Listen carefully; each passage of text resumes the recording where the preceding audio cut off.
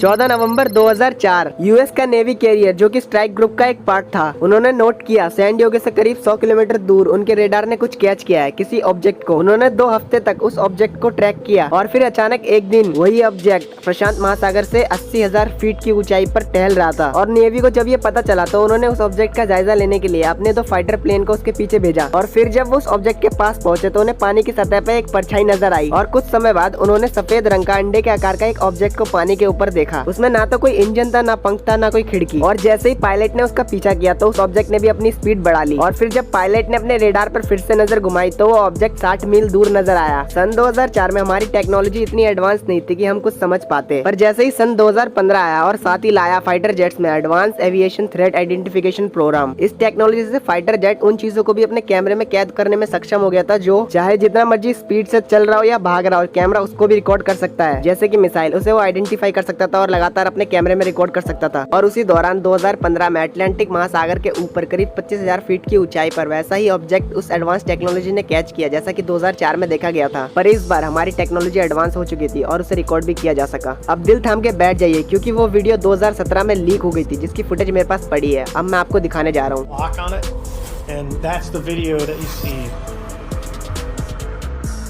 That doesn't weird you out. I don't know what does.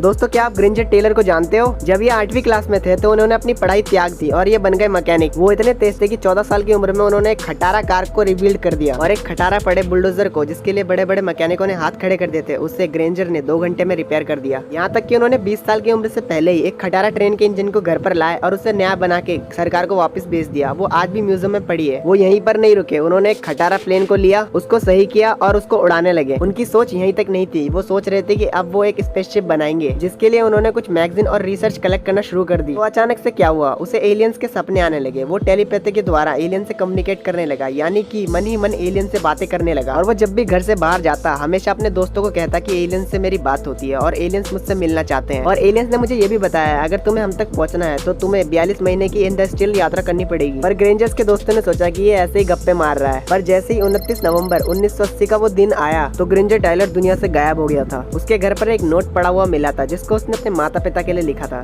उसमें लिखा हुआ था, मैं घर छोड़ के जा रहा हूँ एलियन से मिलने, मैं अपना सब कुछ छोड़ के जा रहा हूँ, मुझे कुछ नहीं चाहिए। उसे लास्ट बार एक होटल में देखा गया जहाँ पर शायद वो खाना खाने गया था। तभी वहाँ पर कुछ अचानक से अजीब हुआ। वहाँ एक बहुत बड़ा स्ट्रॉम आया, यानी कि तूफान, जिसने पूरे शहर को तहस नहस कर दिया। और उस तूफान के बाद ग्रेंजर गायब हो गया। पुलिस ने उसे बहुत ढूंढा पर उसका कोई भी सुराग नहीं मिला। पर 6 साल बाद डंकल सिटी के पहाड़ों पर उसकी गाड़ी मिली। उस गाड़ी को देखकर ऐसा लग रहा था कि मानो उसे बम से उड़ा दिया हो, पर ग्रेंजर का कोई अता पता नहीं था।